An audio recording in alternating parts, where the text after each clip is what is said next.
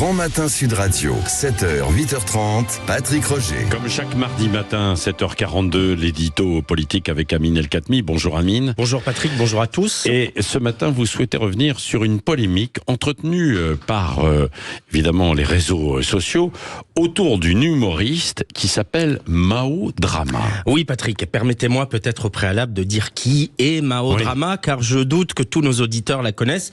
Je confesse d'ailleurs moi-même n'avoir appris son existence qu'à la faveur de cette polémique. Alors Mao Drama, c'est effectivement une jeune humoriste de 30 ans qui intervient depuis le printemps 2023 sur France Inter dans l'émission C'est encore nous. Vous savez, c'est la fameuse émission de Charline Vanhoenacker.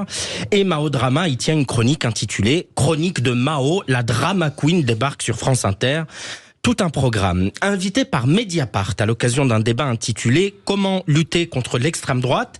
et s'interrogeant sur une possible victoire de Marine Le Pen lors de la prochaine présidentielle, notre jeune humoriste y a tenu les propos suivants. Concrètement, du coup, qu'est-ce qu'on fait si Marine Le Pen gagne? Est-ce que nous aussi, on a des factions armées? On se prépare à leur répondre? Est-ce qu'on a le droit d'être radicaux jusqu'à ce point-là? Est-ce qu'on doit faire la révolution? Encore une fois, je ne pose que des questions, dit-elle, mais moi, je trouve que ça se pose vraiment. En tout cas, dans 3 ans, s'il y a l'accession au pouvoir de Marine Le Pen, c'est sûr qu'on ne pourra pas juste continuer à mettre des affiches.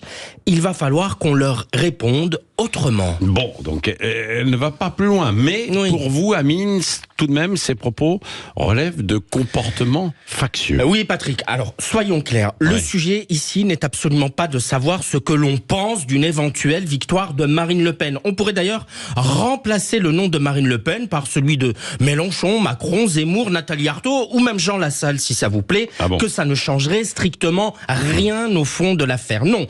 Le sujet ici est plutôt de savoir quelle idée on se fait collectivement de la démocratie. Quelle idée se fait-on du respect de la volonté populaire? Quelle idée se fait-on du respect du suffrage universel? Quelle idée se fait-on, au fond, du respect des institutions? Si moi, Mao Drama, je considère que le seul système qui vaille est celui dans lequel le résultat d'une élection n'est acceptable que lorsqu'il va dans le sens de mes opinions, alors je ne m'inscris plus dans une démocratie. Si la seule issue d'une consultation électorale dont le résultat me déplaît est d'en appeler à la violence armée contre les gagnants de la dite consultation, alors je ne m'inscris plus dans une démocratie. En démocratie, les armes à disposition pour éventuellement lutter contre Marine Le Pen se nomment bulletin de vote, opposition, manifestation, combat des idées et j'en passe. Mais faire l'apologie de la violence et rêver de voir le sang couler, Patrick, ça ne s'appelle pas la démocratie, ça se nomme la barbarie.